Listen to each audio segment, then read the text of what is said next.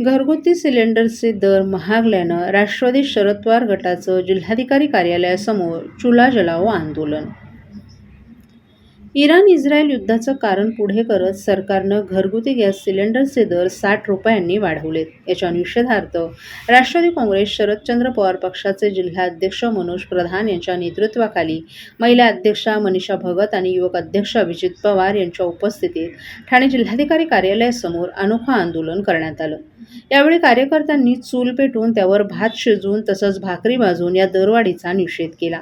Israel आणि इराणमधील युद्धाच्या पार्श्वभूमीवर घरगुती गॅस सिलेंडरचे दर 60 तर व्यावसायिक सिलेंडरचे दर 118 रुपयांनी वाढवण्यात आलेत. या दरवाढीचा निषेध करण्यासाठी राष्ट्रवादी काँग्रेस शरद पवार पक्षानं चुला जलाओ आंदोलन केलं. यावेळी आंदोलकांनी केंद्र सरकारच्या निषेधार्थ जोरदार घोषणाबाजी केली. तसंच चूल पेटवून त्यावर भात शिजवला आणि भाकरी देखील भाजल्या. यावेळी अमेरिका ठरवेल ते आपल्या देशाचं धोरण झालंय, त्यामुळेच युद्धाच्या पार्श्वभूमीवर ही दरवाढ करण्यात आल्याचं मनोज प्रधान यांनी सांगितलं. या युद्धाचा अंदाज आलेला असतानाही सरकारला नियोजन करता आलं नाही. यावरून या सरकारची धोरणं कशी तकलादू आहेत हे स्पष्ट झाल्याचंही त्यांनी सांगितलं.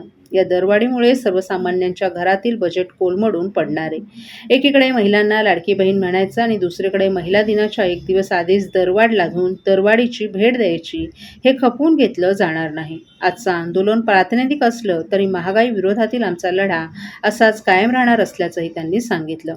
दरम्यान या सरकारनं युद्धाच्या नावाखाली ही दरवाढ केली आहे. ही दरवाढ म्हणजे भारतीय जनतेची लूट आहे. आधीच महागाई वाढलेली असताना ही दरवाढ करणं योग्य नाही.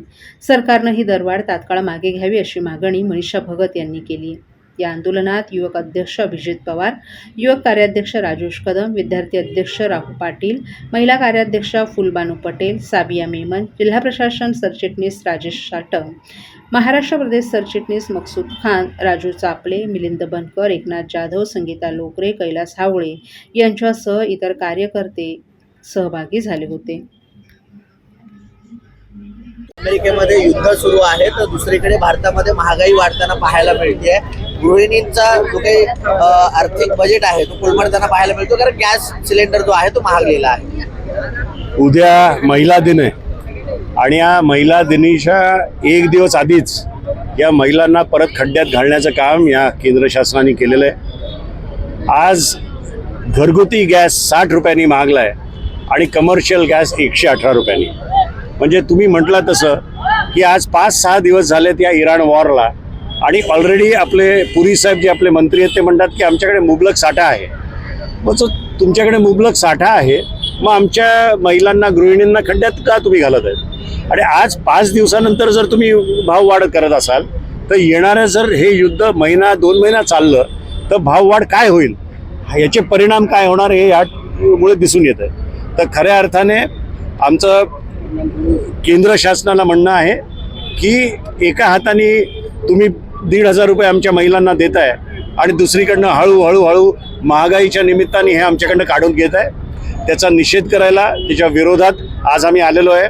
आज आमच्या महिलांनी इथे रस्त्यावर भाकरी बनवलेली आहे, रस्त्यावर त्यांनी चूल 2 पेटवून भात बनवलेला आहे आणि आम्हाला असं वाटायला लागलं चित्र की येणाऱ्या दिवसात महागाईमुळे गॅस सोडून परत एकदा हीच पाळी आमच्या महिलांवर येते की काय. सर, एकीकडे गॅसचा वाढतोच आहे, मात्र पेट्रोलचे दर देखील वाढताना पाहायला मिळत आहेत, त्यामुळे सर्वच बजेट जे आहे ते कोलमडत आहे. तुम्हाला सांगतो गॅसच आता ऑलमोस्ट 1000 पार होणार आहे.